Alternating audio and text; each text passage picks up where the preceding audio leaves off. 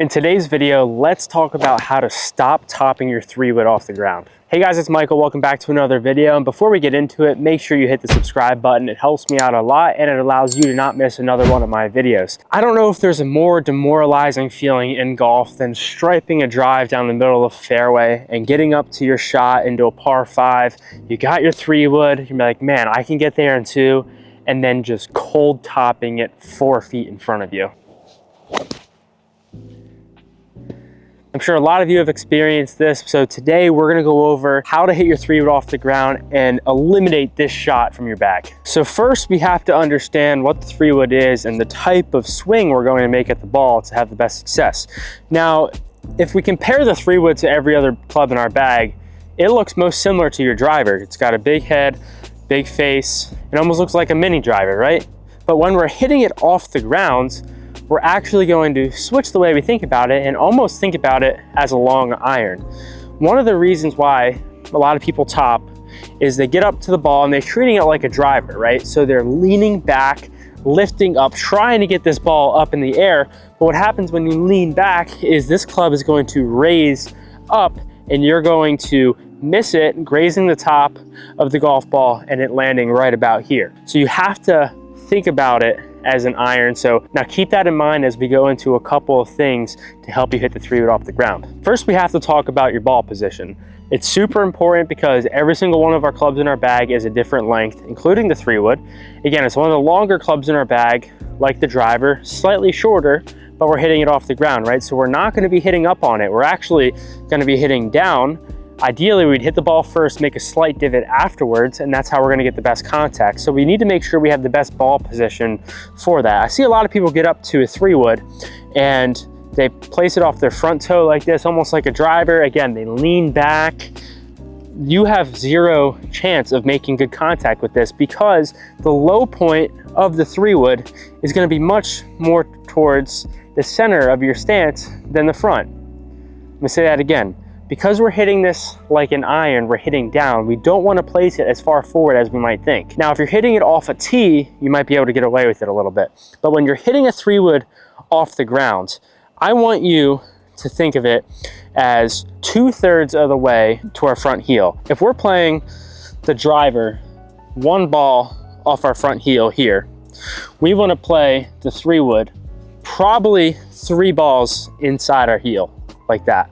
And it might feel like, wow, this feels pretty center of my stance. But if we think about it, the low point of our swing is going to be right about here. It's not going to be up here because we're actually going to already be coming up and making contact. If we want to make good contact here, we need to make sure the ball position is good. So about 3 balls inside your front heel. Might feel a little bit weird, but just trust me on this. Next, when we swing, you really need to make sure your chest stays down over the ball. Again, you could have good ball position, but you can still lean back, right, and not have success. When you're coming down through the ball, I want you to take the 3-wood and put it into your sternum like this.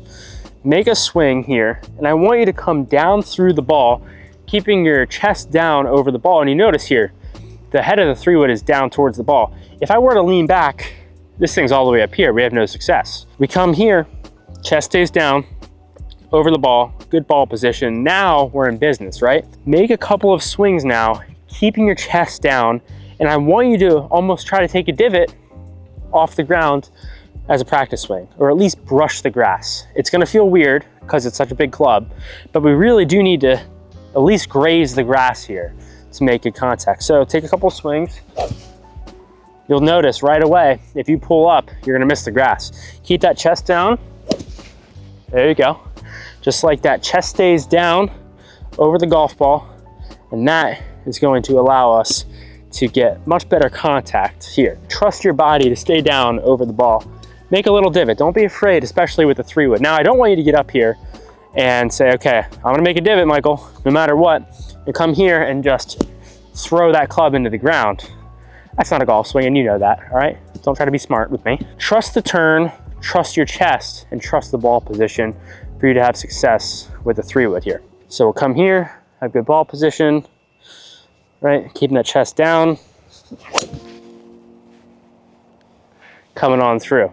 So we covered ball position, but now we need to talk about the distance in which how far away you're standing from the ball. This could cause a ton of different problems. If you're standing too far away, now all of a sudden you're reaching for the ball and you're more susceptible to topping it. If you're too close, you can't get a good enough turn and you actually might chunk it from here.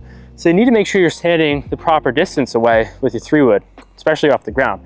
So a couple different ways you can do this. I'll go over both. First way, and this works for all your clubs, stand straight up, hold the club out in front of you like this. Hinge at the waist, push that waist back till the club hits the ground.